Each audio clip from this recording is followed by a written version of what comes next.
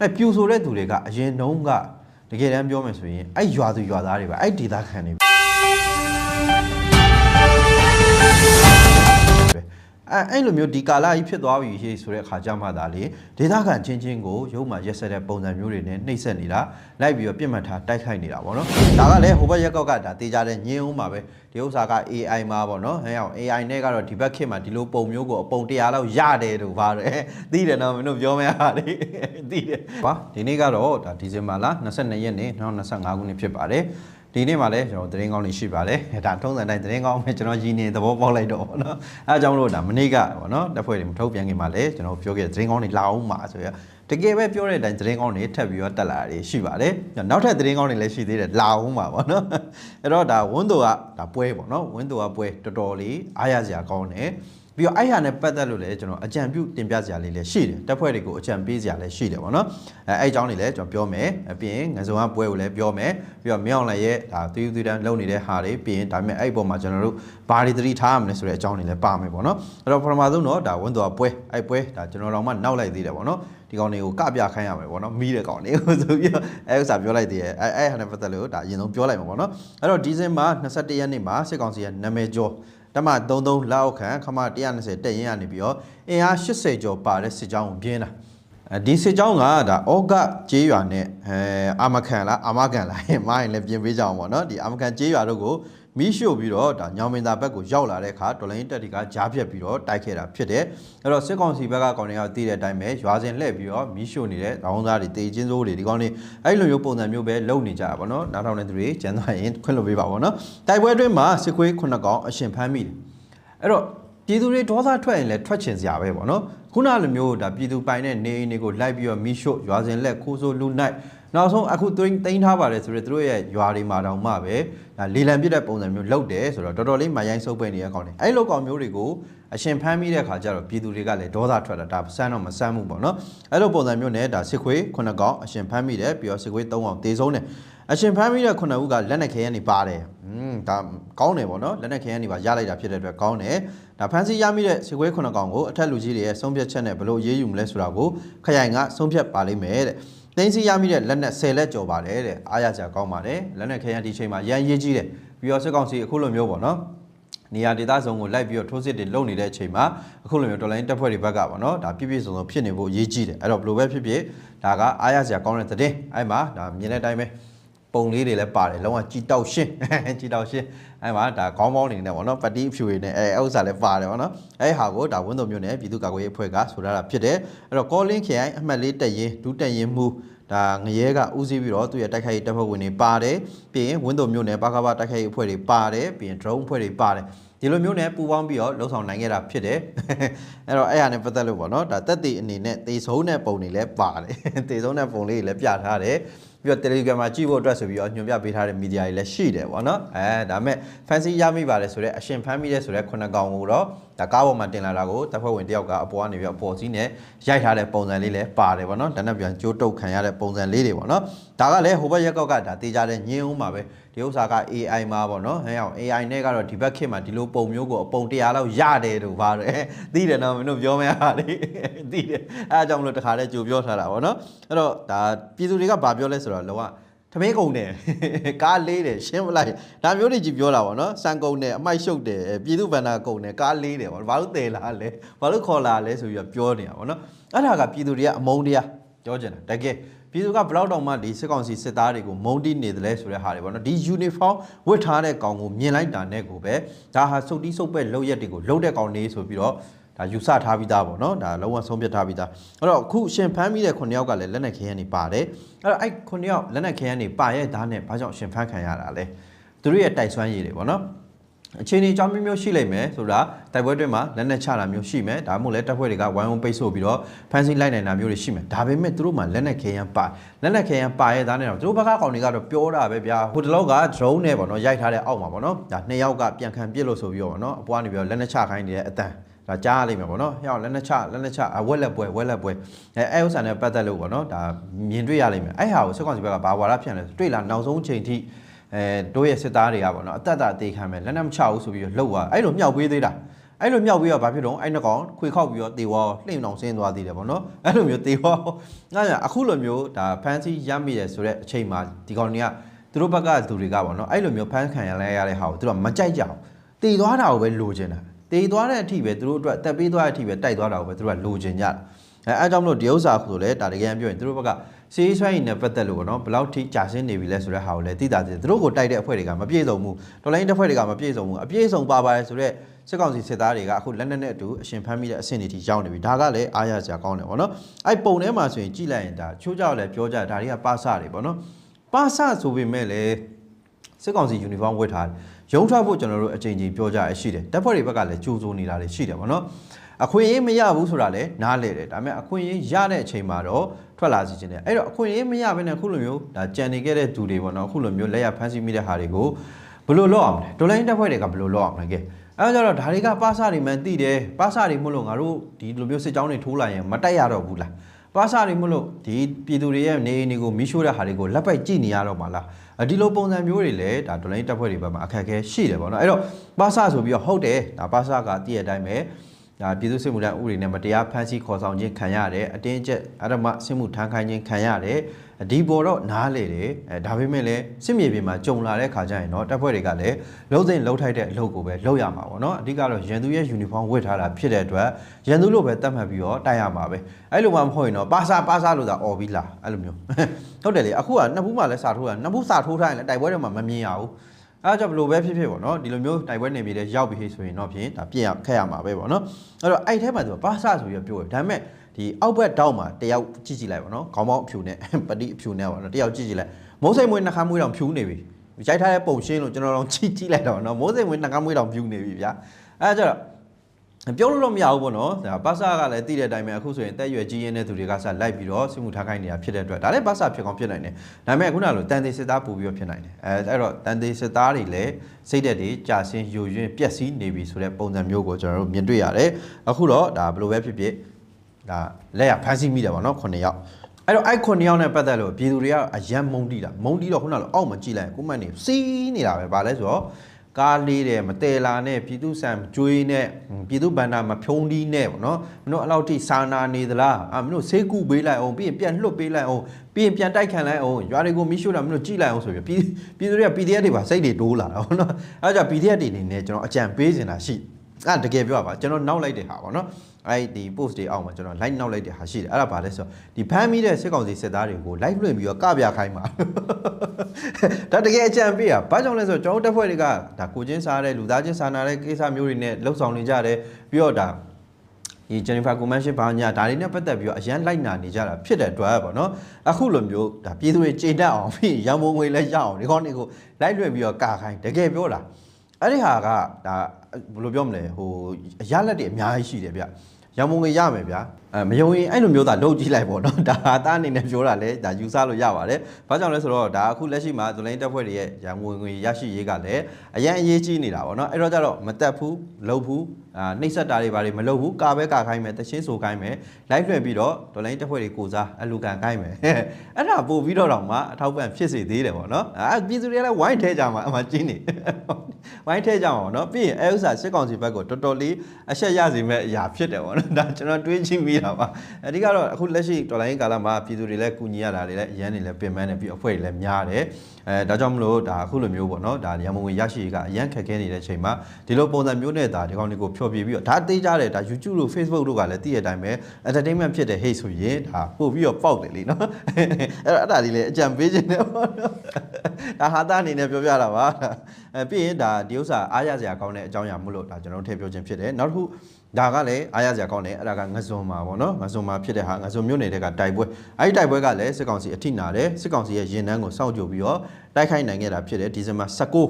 ဒီဇင်ဘာ19မှာငစုံကနေအရှိတတအူး14မိုင်လမ်းစုံကိုထွက်လာတဲ့ဒါထရက်ကာ3စီးအဲ့3စီးမှာပါတဲ့စစ်ကောင်စီစစ်သားတွေကိုစောင့်ကြိုပြီးတော့တိုက်ခိုက်တာဖြစ်တယ်ရုပ်သံမှတ်တမ်းတွေလည်းကြည့်ရလိမ့်မယ်ပေါ့နော်လုံးဝစိတ်မြင့်နေပြီးတဲပြီးတော့ထုတာပေါ့နော်79ကိုသေချာတဲပြီးကင်ထားပြီးလာပြီးဆိုတော့ဒီလိုမျိုးစော်တဲ့ဟာမျိုးတွေပေါ့နော်အဲဥစ္စာလည်းဒါအားရစရာကောင်းတယ်ပေါ့နော်အဲ့တော့တိုက်ပွဲဖြစ်ချိန်က15မိနစ်ပဲကြာတယ်15မိနစ်အတွင်းမှာဘယ်လောက်သေသွားလဲဆိုတဲ့ဟာကိုလည်းပြောပြပါမယ်နော် 15မိနစ်ပဲကြာတယ်တဲ့သူတို့လာမှာကိုအတွင်းသတင်းပေးမှုအရစောင့်နေတာပါတဲ့ကားလမ်းမပေါ်မှာပေါ့နော်ကျွန်တော်တို့ကလမ်းဘေးရင်မြောင်းအကျော်မှာဆိုတော့အကုန်မြင်နေကြားနေရတယ်တဲ့အဲ့မှာဘာတွေကြားလဲဆိုတော့မပြစ်ပါနဲ့ထိထားလို့ပါအလင်းဝင်ပါမယ်ဆိုပြီးတော့အဲ့လို order တွေကစကြားနေရတယ်ဆိုပြီးတော့ဒါမြင်ရခင်မက်ဆေ့ချ်တက်ရင်တာဝန်ရှိတဲ့သူကပြောတယ်ပေါ့နော်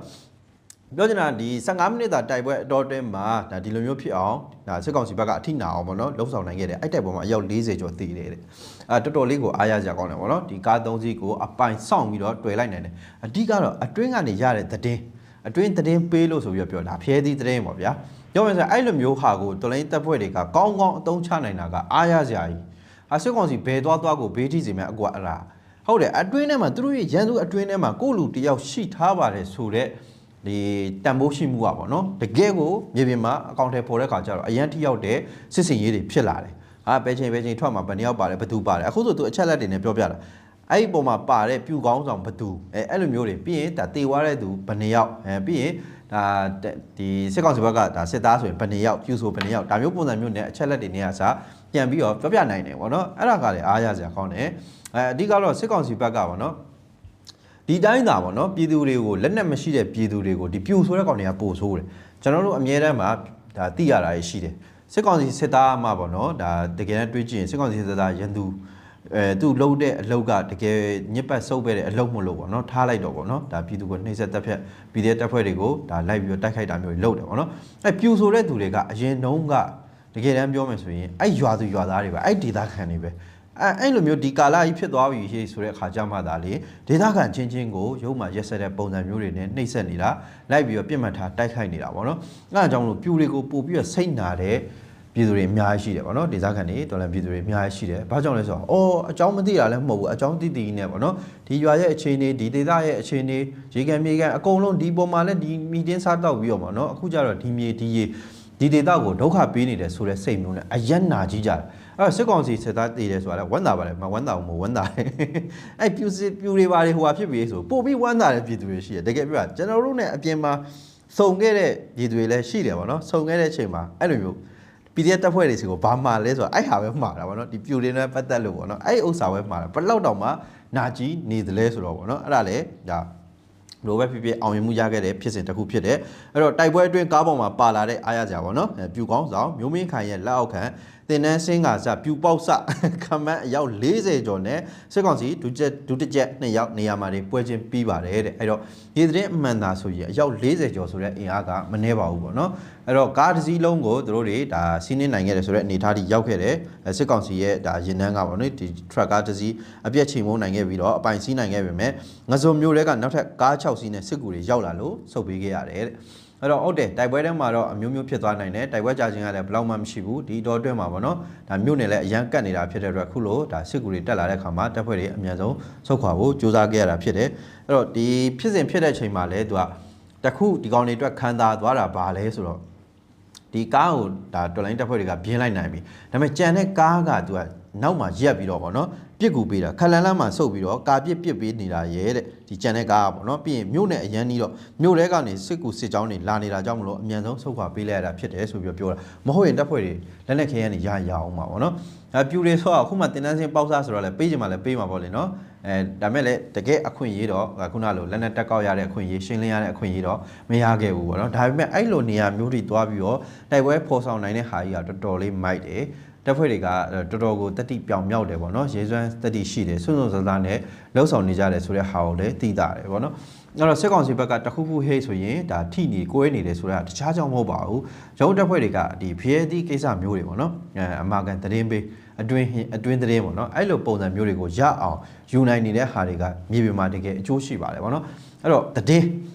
အချက်လက်ကကျွန်တော်တို့တော်လိုင်းမှာရန်ရည်ကြည့်တယ်လုံးဝသတင်းလက်ဦးမှုရပြီဆိုတဲ့အခါကျရင်စစ်စင်ရင်အောင်မြင်မှုအတွက်လုံးဝစစ်စင်ရင်မတက်ရသေးဘူး90ရာခိုင်နှုန်းအောင်မြင်တယ်ဆိုပြီးတော့အဆိုရှိတယ်ပေါ့နော်အဲ့တော့အဲ့လိုမျိုးဟာကိုဒါကျွန်တော်ပြည်သူတွေအနေနဲ့လည်းတက်နိုင်သလောက်ပံ့ပိုးပေးကြစေချင်တယ်ဆိုတာကိုနီးနားပတ်ဝန်းကျင်မှာဖြစ်ပျက်နေတဲ့စစ်ကောင်စီရဲ့သတင်းတွေအတွင်းသတင်းလိုဟာမျိုးတွေသိရပြီဟဲ့ဆိုတဲ့အခါကျရင်နီးစက်ရတော်လိုင်းတပ်ဖွဲ့တွေစီကိုပေးပို့ပေးကြပါပေါ့နော်အခုလည်းကျွန်တော်တို့စီကိုတောက်လျှောက်လာပို့ပေးတဲ့ဟာတွေရှိတယ်အဲ့အတွက်ကျွန်တော်တကယ်ကျေးဇူးရမ်းတင်ပါတယ်ဘာကြောင့်လဲဆိုတော့ဟိုနေ့ဒီရက်ထဲမှာပေါ့နော်ကျွန်တော်တို့သိရတဲ့သတင်းအချက်လက်ဆိုတကယ်ကိုပဲမြေပြင်မှာအတုံးတဲ့တဲ့သတင်းတွေကိုကျွန်တော်တို့စီကိုလာပို့ပေးတာရှိပါတယ် အဲ့လိုမျိုးဟာတွေကိုကျွန်တော်တို့တဆင့်ပြန်ပြီးတော့တော်လိုင်းတက်ဖွဲ့တွေစီကိုပေးပို့ရတဲ့အခါမှာတော်ကိုကျေးဇူးတင်ကြတာပေါ့နော်အဲ့လိုမျိုးကိုကြီးကျေးဇူးတင်လိုက်တာပေါ့နော်ကျွန်တော်တို့အဲ့ဒါနဲ့ပတ်သက်လို့လိုက်နေတာကြာပြီတော့ပါအဲ့လိုမျိုးဟာတွေကစားကျွန်တော်တို့ပြည်သူတွေပေးပို့လာတဲ့ဟာကိုပြန်ပို့နိုင်ခဲ့တာတွေရှိပါတယ်ဒါပြည်သူရဲ့ကျေးဇူးကြောင့်ပါပေါ့နော်အဲ့တော့ဒီလိုမျိုးပဲတာဝန်တိတိနဲ့ဆက်ပြီးတော့ပါဝင်ပေးကြစီခြင်းနဲ့ကူမလှူမတိုက်မှာမဟုတ်ပါဘူးအခုလိုမျိုးပြောပေးတာကလည်းတော်လိုင်းကိုကူညီနေခြင်းပြီးရင်ထိရောက်တဲ့အကူအညီတွေဖြစ်စေခြင်းကိုဒါသိစေချင်ပါတယ်ပေါ့နော်နောက်တစ်ခုကတော့ဒါမင်းအွန်လိုင်းရဲ့စီမံချက်နဲ့ပတ်သက်လို့ပေါ့နော်ပေါက်ကြားလာတဲ့သတင်းတစ်ခုရှိတယ်အဲ့ဒါပါလဲဆိုတော့စကိုင်းမန္တလေးမကွေးတိုင်းမှာရှိတဲ့တော်လိုင်းတက်တွေစိုးမိုးထားတဲ့နေရာတွေအများကြီးရှိတယ်အဲ့နေရာတွေမှာတချို့နေရာတွေဆိုရင်တော်လိုင်းတက်ဖွဲ့တွေဘယ်လောက်စိုးမိုးထားလဲဆိုတော့စစ်ကောင်စီကသွားကုန်သွားရဲဘူးအဲ့လိုမျိုးတိစိုးမိုးထားနိုင်တဲ့ဒါအညာဒေသကဒီဒေသတွေမြို့နယ်တွေအများကြီးရှိတယ်ပေါ့နော်အဲ့တော့ဒါစစ်ကောင်စီဘက်ကဆိုရင်အင်အားရာနဲ့ရှိလာတော့မသွားရတဲ့နေရာတွေရှိတယ်ဒီလိုမျိုးတော်လိုင်းတက်တွေစိုးမိုးထားတဲ့နေရာတွေမြို့နယ်တွေကိုလာမယ့်နှစ်လယ်လောက်အပြီးတိုက်ခိုက်သိမ်းပိုက်ဖို့စီမံချက်နဲ့အခုလက်ရှိထိုးစစ်ဆင်နေတာဖြစ်တယ်ဆိုပြီးတော့ဒါအတွင်းကနေထွက်ပေါ်လာတာရှိတယ်ပေါ့နော်အဲ့တော့ဒီစီမံချက်ကိုနိုဝင်ဘာလကစတင်ပြီးတော့အကောင့်ထဲပေါ်နေတာပါတဲ့စီမံချက်မှာအသုံးပြုမဲ့တက်တွေအသုံးပြုတဲ့တက်တွေကဒါရန်ကုန်တိုင်းပြီးရင်ဒါအလဲပိုင်းတိုင်းပြီးရင်ရမခပြီးရင်တရိကံပေါ့နော်ဒီလိုနေရာမျိုးကတိုင်းစစ်ဌာနချုပ်တွေပါတယ်ပေါ့နော်ဒီလိုနေရာမျိုးကတိုင်းစစ်ဌာနချုပ်ကတက်တွေပါတယ်ဆိုပြီးတော့ဒါသတင်းမီဒီယာတွေမှာတက်လာတယ်အဲ့တော့လာမယ့်နှစ်မှာကြားပြည့်ရွေးကောက်ပွဲလုပ်မယ်ဆုံးရှုံးထားတဲ့အညာကမြို့နယ်တွေမှာကြားပြည့်ရွေးကောက်ပွဲလုပ်ဖို့အတွက်မြို့နယ်တွေအားလုံးကိုနေမြေစိုးမိုးမှုပြန်ရဖို့လုပ်နေတာရှိတယ်ကြားပြည့်ရွေးကောက်ပွဲကို2026နှစ်လယ်ပိုင်းလောက်မှာလုပ်မှာပါဆိုပြီးတော့ဒါသတင်းတွေထွက်ပေါ်နေတာပေါ့နော်အဲ့တော့လက်ရှိစကိုင်းမကွေးမန္တလေးမှာရွေးကောက်ပွဲမလုပ်နိုင်တဲ့မြို့နယ်18ခုရှိတယ်စကိုင်းမှာဆို10ခုမကွေးမှာ9ခုမန္တလေးမှာ3ခုမန္တလေးမှာဒါ10ခုနဲ့မိုးကုတ်ပေါ့နော်ဒီဥစ္စာတွေကတော့စစ်ကောင်စီလက်တော်မှာပြန်ပြီးတော့ထိန်းချုပ်နိုင်နေတဲ့အနေအထားတက်တွေပြန်ဝင်နေတဲ့အနေအထားတော့ရှိတယ်ဒါပေမဲ့မြေပြင်မှာတော့ဒါလက်ရှိတိုက်ပွဲတွေပြင်းပြင်းထန်ထန်ဖြစ်ပွားနေလုံးမဲ့ပေါ့နော်အဲ့တော့ဒီဟာနဲ့ပတ်သက်လို့ကျွန်တော်တို့ဒါနည်းနည်းလေးစဉ်းစားကြည့်အောင်ပေါ့နော်အဓိကတော့စစ်ကောင်စီကဘလို့ပုံစံမျိုးတွေနဲ့ခြေလမ်းတွေလှမ်းနေတယ်လဲကျွန်တော်တို့ဘာတွေပြင်ဆင်ထားသင့်တယ်လဲဘာတွေလှုပ်ဆောင်ရတော့မလဲအရေးကြီးလှုပ်ဆောင်ရမယ့်ຢာတွေဘာတွေရှိလာပြီလဲဆိုတဲ့ဟာကိုလည်းကျွန်တော်ကြံပေးခြင်းတယ်ပေါ့နော်အဓိကတော့ဒီစီမံချက်ကိုအကောင့်ထဲပေါ်လာကနိုဝင်ဘာလလယ်လောက်ကလေးကလို့ဒါသတင်းကဆိုထားတယ်ပေါ့နော်အဲ့တော့စစ်ကောင်စီနဲ့ TNL အပြစ်ခတ်ရဲစဲဖို့သဘောတူတာကနိုဝင်ဘာ29သဘောတူတယ်ဆိုတာထက်အဲ့နေ့မှာထုတ်ပြန်တယ်ဒီလိုမျိုးအပြစ်ခတ်ရဲစဲဖို့နှစ်ဖက်သဘောတူလိုက်ပြီးနှစ်ဖက်တက်တွေရောက်တဲ့နေရာမှာအပြစ်ခတ်ရက်မယ်ပြီးရတဲ့ဘယ်နေ့အပြီးဒါတက်တွေစုပ်ပေးမယ်ဆိုတဲ့ပုံစံမျိုးနဲ့သဘောတူလာတဲ့ဟာကဒါ29ရက်နေ့မှာထုတ်ပြန်ခဲ့တာပေါ့နော်အဲ့တော့သဘောတူတာကဒီရက်ထက်စောလိမ့်မယ်ပြောချင်တာထုတ်ပြန်တဲ့ရက်ကတော့29ဒါပေမဲ့သဘောတူခဲ့တာကအဲ့ကာလထက်စောလိမ့်မယ်အဲ့ကာလအရှိမှလည်းတွေ့ကြကြရလည်းရှိတယ်ပြီးတော့စစ်ကောင်စီကဒီရက်ထက်စောတဲ့ပုံစံမျိုးနဲ့ဒီအဖြေကိုသိထားပြီးသားလို့ဒါကျွန်တော်ယူဆလို့ရတယ် TNL ဘက်ကအခုလိုသဘောတူမဲ့အကြောင်းကိုသတင်းနေစစ်ကောင်စီကြိုပြီးတော့သိခဲ့လိမ့်မယ်ကြိုတွက်ခဲ့လိမ့်မယ်အဲ့လိုမျိုးဒါကြိုပြီးသိရလို့လည်းအခုလိုစီမံချက်ကိုကြိုတင်ပြင်ဆင်ပြီးတော့ရေးဆွဲခဲ့တာလို့ဒါယူဆလို့ရတယ်အဲ့တော့ထုံးတို့အသုံးပြုမယ်ဆိုတဲ့တက်တွေကိုကြည့်လိုက်မယ်ဆိုရင်ရန်ကုန်ပါတယ်အလဲပိုင်းတိုင်းပါတယ်သရိကံပါတယ်အရှေ့မြောက်တိုင်းစစ်ဌာနချုပ်ပါတယ်ဗောနော်အဲ့တော့အဲ့နေရာတွေအဲ့ဒေတာတွေကိုပြန်ကြည့်မယ်ဆိုရင်သရိကံဆိုရင်ဒါစက14တို့စက18တို့ရှိတယ်ရန်ကုန်မှာဆိုရင်တမ11ရှိတယ်စက4ရှိတယ်အလဲပိုင်းတိုင်းစစ်ဌာနချုပ်မှာဆိုရင်တမ88ရှိတယ်တမ99ရှိတယ်ရမခမှာဆိုလဲဒါအခုသူတို့ကအဲ့နေရာတွေမှာပေါ့နော်ဒါလုံးဝအပြစ်ခတ်ရက်သွားတယ်ပြီးလဲပြီးတော့ဒါသူတို့ပြန်ပြီးတော့နေရာယူတာတွေလုပ်နေတယ်ဒါပေမဲ့အဲ့နေရာမှာတော့ဒါတိုက်ပွဲတွေတော့မရှိတော့ဘူးပြောချင်တာတိုက်ပွဲအေးသွားပြီဆိုတဲ့နေရာမျိုးတွေဖြစ်သွားတယ်အခုသူအသုံးပြုမှာမယ်ဆိုတဲ့နေရာကတက်တွေအကုန်လုံးကအဲ့လိုမျိုးပုံစံမျိုးတွေအဲ့တော့အဲ့ထဲမှာဒါတိုက်ပွဲလွတ်သေးတဲ့နေရာကတိုင်းစစ်ဌာနချုပ်တွေကိုပဲသူအသုံးပြုထားတာကိုဒါတွေ့ရတယ်ဗောနော်စီမံထားတာဗောဒါမဲ့လည်းအဲ့တိုင်းစစ်ဌာနအောက်မှာရှိတဲ့ခုနလိုဒါတက်မာတွေဆိုရင်အဲ့တက်တွေကတချို့တက်တွေဆိုရင်အခုထိရှေ့တန်းစစ်စင်ရင်ထွက်နေရတော့တက်တွေရှိတယ်ရန်ကုန်နဲ့ဒါလဘခဗောနော်ဒါအလဲပိုင်းတိုင်းအဲ့မှာရှိတဲ့ဒါတမ11တမ88တမ99တမ101စက4ရုပ်စာရေးဆိုလဲအခုချိန်ထိနားမရသေးတဲ့တက်တွေထိုးခိုင်းနေတဲ့နေရာတွေရှိတယ်သတိကံကအဖွဲတွေပို့ပြီးတော့ထုတ်လုပ်လာနိုင်ကြီးရှိတယ်ဗောနော်ထုတ်လုပ်ပြီးတော့ပို့နေတဲ့ဟာတွေလည်းရှိတယ်သတိကံကအခုလက်ရှိအနေထားရဆိုရင်တို့အတွက်တိုက်ပွဲအေးတဲ့နေရာမျိုးဖြစ်တယ်အဲ့တော့ဒါရှေ့မှာဆိုလဲဒါမိုင်းဖြတ်မိုင်းခုတ်ကတက်တွေကိုဒါစတင်ပြီးတော့ထုတ်လုပ်ပြီးတော့ဗောနော်ဒါစင်ကူးပေါ့နော်မန်လေးလဘခတွေကနေတဆင့်ပေါ့နော်စင်ကူးကိုစစ်ကူတွေပို့ခဲ့တာရှိတယ်လမ်းမှာထွက်ပြေးတာတွေလည်းရှိတယ်အဲ့တော့ဒိဋ္ဌိကံကနေပြီးတော့စပြီးတော့အင်အားတွေတော့ထုတ်လုပ်နေတာတွေရှိလာပြီပေါ့ဒါနဲ့ပတ်သက်လို့ပြောရမယ်ဆိုရင်စစ်ကောင်စီကတိုင်းသားတော်လိုင်းရေးတက်တွေနဲ့သူကအပြစ်ခတ်ရက်ဖို့အတွက်အရန်လိုအပ်တယ်ဒီအချိန်မှာပို့ပြီးတော့လိုအပ်တယ်ပေါ့နော်ဒါကြောင့်မလို့လေသူကအခုနောက်ပိုင်းမှာဒါအပြစ်ခတ်ရက်စေး NCA ကိစ္စကိုတောက်လျှောက်ပြောပြီးတော့ဖိတ်ခေါ်နေတာတွေရှိလာတယ်ဒါမှလည်းသူ့အတွက်အသက်ရှူချောင်းမယ်ဒီလိုမျိုးအပြစ်ခတ်ရက်ထားတဲ့နေရာကတက်တယ်ပြီးရင်စစ်မျက်နှာအေးတဲ့နေရာကတက်တယ်အဲ့တက်တွေကိုသူတို့ထုတ်လုပ်ပြီးတော့အသုံးပြုခြင်းလို့ဖြစ်တယ်ဒီလိုမျိုးအပြစ်ခတ်ရက်ထားမှလည်းအဲ့နေရာမှာတိုက်ပွဲတိုက်စရာမလိုဘူးအဲ့နေရာမှာသာတကယ်ဖြစ်နေတယ်ဆိုတခြားနေရာတက်တွေပါသူကပို့အောင်မှာအင်အားမလောက်ဘူး အဲဆိုအဲ့နေရာမှာအပြစ်ခတ်တာရက်သွားပြီဆိုရင်အဲ့နေရာကတက်တွေပါဆွဲထုတ်ပြီးတော့တိုက်ပွဲဖြစ်နေတဲ့နေရာတွေကိုထပ်ပြီးတော့ထုတ်လုပ်ပြီးပို့လို့ရတယ်ပေါ့နော်အဲ့တော့ဒါကအဖြေပဲ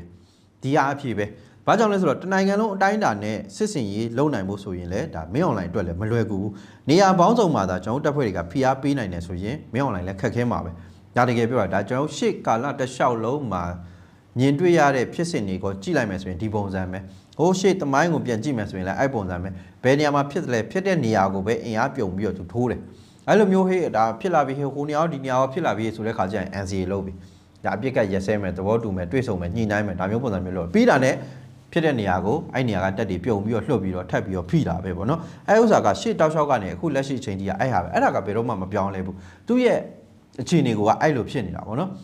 အဲ့တော့နေရာပေါင်းစုံမှာဒါကျွန်တော်တော်လိုင်းတက်တွေကထားပြီးတော့စစ်ကောင်စီကိုဖိအားပေးနိုင်တယ်စီရေးရလှုပ်ဆောင်နိုင်တယ်ဟေ့ဆိုရင်စစ်ကောင်စီအတွက်လည်းတော်တော်လေးခက်ခဲမဲ့အနေထားပေါ့နော်အဲ့တော့ဒီလိုလှုပ်နိုင်ရင်ဒါတနေရာတဲ့ဖိခံနေရတဲ့တပ်ဖွဲ့တွေအတွက်လည်းအသက်ရှူဆောင်စေတယ်အခုဒါစစ်ကောင်စီအနေနဲ့ဆိုရင်ဒါရခိုင်ပြီးရင်ဒါအညာဒီနေရာတွေကိုအဓိကဖိအားပေးပြီးတော့ဒါသူအင်အားတွေတုံးပြီးတော့တိုက်နေတာဖြစ်တယ်စစ်ကြောင်းတွေထိုးတယ်လေကြောင်းတိုက်ခိုက်မှုဇက်တိုက်လုပ်တယ်ပြည်သူတွေဘာတွေနားမလည်ဘူးတောက်လျှောက်ကိုဘုံကျဲတိုက်ခိုက်တာတွေလုပ်နေတာပေါ့နော်ဂျိုင်ယိုကော်ပရာပါရာမိုတာအကုန်သုံးတာ drone အကုန်သုံးတာအဲ့လိုပုံစံမျိုးနဲ့ရဲဆက်ဆက်လုပ်နေတဲ့အနေထားအဲ့ကြ iPad data တွေဖိခံနေရတယ်ဆိုတော့ပုံစံမျိုးသွားဖြစ်နေတယ်အဲ့တော့တခြားနေရာတွေကထပြီးတော့ဒီလိုမျိုးပုံစံမျိုးနဲ့ဝုံချင်းချင်းလုံနိုင်ပြီဆိုတဲ့ခါကျရင်ဒါခုနဖိခံနေရတဲ့နေရာကအဖွဲ့တွေလည်းစီရေးရဒါအသက်ရှူချောင်မဲ့နေထားတော့ဖြစ်တာပေါ့နော်အဲ့တော့ပြောမယ်ဆိုရင်တနေရာတဲ့ကိုဥတီပြီးတိုက်ကြေးဟေ့ဆိုရင်မင်းအောင်လိုင်းတက်ကတော့တာတယ်အင်အားအရာမှာလည်းတာတယ်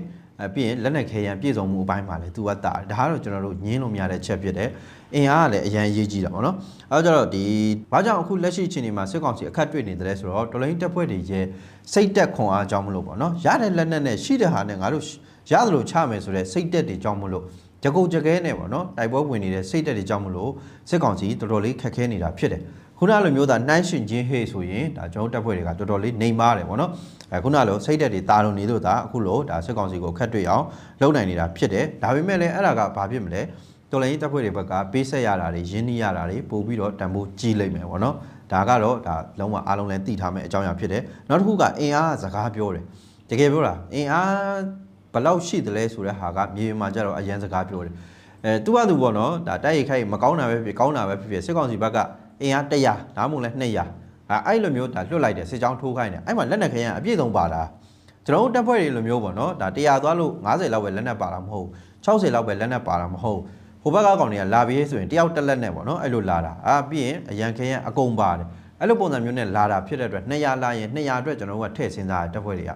ဒေါ်လာတပ်ဖွဲ့တွေကစစ်ကောင်စီဘက်က100လာရင်100လုံးစာအတွက်ထည့်စဉ်းစားရတယ်အဲ့တော့အင်အားကလည်းအရန်စကားပြောတယ်ဒါကြောင့်မလို့လေဒါစစ်ကောင်စီကတနိုင်ငံလုံးအတိုင်းအတာနဲ့သူကအင်အားစုဆောင်းဖို့အတွက်ကိုအဓိကထားပြီးတော့အခုဆိုပေါ်တာဆွဲတာလုပ်တယ်အခုနောက်ပိုင်းပေါ်တာဆွဲတာဆိုရင်အရင်တော့က35060နဲ့လိုက်ရွေးလို့ရတယ်အခုဆိုလုံးဝလက်မခံတော့လူမှလူပဲဆိုတဲ့ပုံစံမျိုးဖြစ်လာတယ်အဲ့မြောက်နိုင်လဲတော်တော်ကိုအကျက်တွေ့နေတဲ့အနေထားဒါပေမဲ့ကျွန်တော်တို့တစ်ခုစဉ်းစားတာအင်အားချင်းရှင်မဲ့ဟဲ့ဆိုရင်တနိုင်ငံလုံးအတိုင်းအတာနဲ့အင်အားချင်းရှင်မဲ့ဟဲ့ဆိုရင်ကျွန်တော်တပ်ဖွဲ့တွေလည်းမနှိမ့်ဘူးအင်အားအရတော့မနှိမ့်ဘူးပေါ့နော်ဒါပေမဲ့ဒါစူးစီးအသုံးပြုနိုင်တဲ့အပိုင်းမှာကျတော့စစ်ကောင်စီလောက်ကျွန်တော်တို့ကစူးစီးအသုံးပြုနိုင်မှုတိတ်မရှိတာတွေ့ရတယ်ဖွဲ့တွေအများကြီးပဲကျွန်တော်တို့တော်လိုင်းရေးမှာပေါ့နော်အများကြီးပဲတကယ်ကိုပဲဒါလုံးဝဟို logo တွေဆွဲထားတဲ့ဒစိမ့်တွေပါလေဆိုရင်ဘောလုံးတင်းနေလို့ပဲအများကြီးချိုးချက်ကိုခန့်နေတာကျွန်တော်တို့တက်ဖွဲ့ဒါကတော့ညင်းမရတဲ့အမှန်တရားပေါ့နော်ဒါပေမဲ့အဲ့အင်အားကြီးကိုတစုတစည်းတဲ့ပုံစံမျိုးအသုံးချတဲ့အပိုင်းမှာကျတော့ကျွန်တော်တို့ကစစ်ကောင်စီကိုမမီဘူးဒါလည်းအမှန်တရားပဲပေါ့နော်စစ်ကောင်စီဟာလုံးဝကြိုက်မကြိုက်လောက်ရမယ်ဆိုတဲ့အမိန့်တစ်ခုတည်းအောက်မှာအကြောက်တရားကြီးနဲ့ရိုက်သွင်းပြီးတော့ခိုင်းစိန်နေတာဖြစ်တဲ့အတွက်ဒီနေရာကိုမင်းတက်မှလွတ်ဆိုရင်တွားရတာပဲဒီနေရာကိုမင်းတက်ခွဲဒိုးဆိုရင်သူ့တွားရတာပဲသူ့ဘောလိန်တာမလိန်တာတော့တပိုင်းပေါ့နော်ဒါပေမဲ့အဲ့အမိန့်ပေးနိုင်တယ်အဲ့အမိန့်ကိုနာခံရတယ်အဲ့အမိန့်ကိုမနာခံရင်အရေးယူမယ်ဆိုတဲ့အပိုင်းပါတယ်သူကအဲ့လိုပုံစံမျိုးသွားနေတာကျွန်တော်တို့ဘက်မှာအဲ့လိုရှိပြီလားစုစုစည်းစည်းအသုံးပြုနိုင်ပြီလားတကယ်မလွယ်သေးဘူးပေါ့တော့လုံနေကြတာရှိတယ်ပြောချင်တာကတော့ဒါတဖွဲ့ချင်းတပြည်နယ်ချင်းတတိုင်းချင်းချလို့မရတော့ဘူးကျွန်တော်တို့တနိုင်ငံလုံးအတိုင်းအတာနဲ့တစုတဖွဲ့တည်းချရမယ်အနေထားကိုရောက်လာပြီဒါကြောင့်စုစည်းမှုရှိညီညွတ်မှုရှိနဲ့တိုက်ရတော့မယ်အချိန်ရောက်ပြီတပွဲချင်းတိုက်ပွဲတွေကျွန်တော်တို့နိုင်တယ်တပွဲချင်းတိုက်ပွဲအခုဘယ်တိုက်ပွဲမှာပဲကြည့်လိုက်စစ်ကောင်စီအထိနာတယ်ဒါပေမဲ့အဲ့ဒါကစစ်ပွဲရဲ့အဖြစ်မဟုတ်သေးဘူးကျွန်တော်တို့တပွဲချင်းတိုက်ပွဲကနေပြီးတော့စစ်ပွဲတစ်ခုလုံးအောင်မြင်မှုအတွက်ကိုကျွန်တော်တို့ကသွားရတော့မှာပေါ့နော်အဲ့တော့ဒါအချိန်မှီသေးတယ်ဆက်ပြီးတော့ဒါကျွန်တော်တို့တွေပြင်ဆင်ချိန်တွေရှိသေးတယ်စူးစီးချိန်တွေရှိသေးတယ်ပေါ့နော်ဒါအချိန်မှီသေးတယ်ဒါပေမဲ့ဒီတက်နောက်ကျရင်တော့ ကျွန်တော်တို့ပေးဆက်ရတာရင်းနှီးရတာပုံများလိမ့်မယ်စစ်ကောင်စီကခုနလိုသူဘာလို့အပ်တယ်လဲဆိုတဲ့ဟာကိုတောက်လျှောက်ကြည့်ပြီးတော့လိုက်ပြီးဖြည့်တင်းနေတာဖြစ်တယ်ပေါ့နော်အခုလေကြောင်းသူ့တာအားတာတယ်သူချက်ချင်းဖြည့်တယ် drone အားတာတယ်ချက်ချင်းဝယ်တယ်လူလိုအပ်တယ်ချက်ချင်းလိုက်စုတယ်ကြိုက်မကြိုက်ပေါ့နော်ဒါအကြောက်တရားနဲ့ရောဘာနဲ့ရောညာနဲ့ရောအကုန်ချင်းချောက်ပြီးတော့လိုက်ပြီးတော့စုဆောင်းတာတွေလုပ်တယ်ပေါ့နော်အဲဒါကြတော့ကျွန်တော်တို့ဒီဘက်ကတပ်ဖွဲ့တွေအနေနဲ့လည်းဒီလိုမျိုးတက်ဒီခုနလိုကလိန်ကြီးကောင်တွေကိုတိုက်ဖို့အတွက်ဆိုရင်ကျွန်တော်ဒီဘက်ကတပ်ဖွဲ့အနေနဲ့လည်းပို့ပြီးတော့စူးစီးနိုင်မှညီညွတ်နိုင်မှရလိမ့်မယ်ပေါ့နော်အဲ့တော့ဒါတပ်ပေါင်းစုတွေဒါဖြစ်ပေါ်လာနေတာတွေလည်းတွေ့ရတယ်တပ်ပေါင်းစုတွေတောက်လျှောက်စုဖွဲ့နေတာမျိုးတွေလည်းတွေ့ရတယ်အဲ့တော့ပြောချင်တာတပ်ပေါင်းစုတွေပဲရှိသေးတယ်ပေါ့နော်တပ်ပေါင်းစုတစ်ခုတည်းဆိုတဲ့ပုံစံမျိုးတော့မဖြစ်လာသေးဘူးပေါ့နော်အဲ့တော့တပ်ပေါင်းစုအနေနဲ့ရတဲ့လက်ခံသေးတယ်တနိုင်ငံလုံးအတိုင်းအတာနဲ့တပ်ပေါင်းစု3ခုလောက်ဖြစ်ရင်ကိုပဲစစ်ကောင်စီကိုကောင်းကောင်းရှင်ပြီးတော့ပြင်းလို့ရတယ်ပေါ့နော်လုံးဝငဲတမ်းပါအောင်ပြင်းနေလို့ရတယ်ဒါပေမဲ့လုံးဝအများကြီးဖြစ်နေတဲ့ဟေ့ဆိုတဲ့ခါကျရင်တော့ဒါအုပ်ချုပ်မှုကိစ္စမှာပဲဖြစ်ထောက်ပံ့တဲ့ကိစ္စမှာပဲဖြစ်ပေါ့နော်အများကြီးဒါစကားပြောရရှိတယ်ပေါ့နော်နောက်တစ်ခုကဒါကူရတဲ့ပြည်သူတွေရဲ့အပိုင်းကိုပြန်ကြည့်မယ်ဟေ့ဆိုရင်လည်းတနေရာတည်းကိုကူနေရတာမဟုတ်တော့ဘဲနဲ့ပေါ့နော်နေရာပေါင်းစုံကိုလိုက်ပြီးကြည့်ပြီးတော့ကူပေးနေရတဲ့အပိုင်းတွေလည်းရှိလာတယ်တခါလေးကြာရင်ကျွန်တော်စစ်ကြောင်းတွေကိုကြည့်လိုက်ရင်ပေါ့နော်စစ်ကြောင်းဟုတ်တယ်မှန်တယ်စစ်ကြောင်းတစ်ခုပဲထားလိုက်တော့ပေါ့နော်စစ်ကြောင်းတစ်ခုစစ်ကြောင်းပေါ်မှာသူကတက်ခွဲတွေထပ်ခွဲထားသေးတယ်တက်ခွဲတွေရှိသေးတယ်အဲဒါကျတော့တစ်ခုကိုကိုကြီးတောင်းပြီးဟဲ့ဆိုတက်ခွဲ1တက်ခွဲ2တက်ခွဲ3တက်ခွဲ4ပြီးရင်စစ်ကြောင်းအဲ့လိုမျိုးပုံစံမျိုးပြည်သူကဒီတစ်ခေါက်လာလဲဒီစစ်ကြောင်းကိုမပေးနေရတော့ဒီတစ်ခေါက်လာလဲဒီနာမည်နဲ့ပေးနေရတာပဲတက်ခွဲတွေတော့ကွာသွားတယ်အဲ့တော့ကျတော့လှူရတဲ့ပြည်သူအတွက်လည်းဒါခက်ခဲတာမျိုးတွေရှိတယ်ပေါ့နော်အဲ့တော့ခုနလိုဒါတပေါင်းစုပုံစံမျိုးကြီးတွေစုဖွဲ့ထားတယ်ဟဲ့ဆိုရင်3ပွဲလောက်ပဲထားဗျာ3နေရာပဲကျွန်တော်တို့ကစဉ်းစားမှာဒီလတစ်ဖွဲ့လုံးဝအဲ့လိုပုံစံမျိုးဖြစ်အောင်အထိကျွန်တော်တို့လုပ်နိုင်ဖို့အတွက်လိုအပ်တယ်အဲ့လိုစူးစီးနိုင်သွားပြီဟေ့ဆိုတဲ့ခါကျရင်လည်းစစ်ကောင်စီတုံလုံးခြောက်ချလိမ့်မယ်တကယ်ပြောတာဒါကြောင့်လဲဆိုတော့စစ်ကောင်စီကအဲ့လိုမဖြစ်ဖို့အတွက်ကိုသူ့အတွက်အရန်အရေးကြီးနေတာဒါကြောင့်မလို့သွေးခွဲတာတွေတက်ရှူတာတွေကိုအခုနောက်ပိုင်းမှာပို့ပြီးတော့လှုပ်ဆောင်လာနေတာဖြစ်တယ်အဲ့တော့ကျွန်တော်တို့တွေအများကြီးကွဲနေလို့မရတော့ဘူးတနိုင်ငံလုံးအတိုင်းအတာနဲ့တပ်ပေါင်းစု3ခုလောက်ဆိုရင်ကိုပဲပွဲသိမ်းတဲ့အနေအထားရောက်တယ်ဆိုတဲ့အကြောင်းလေးလည်းကျွန်တော်ဒီနေ့ကနေပြောချင်ပါတယ်ဗျအားလုံးပဲကျေးဇူးတင်ပါတယ်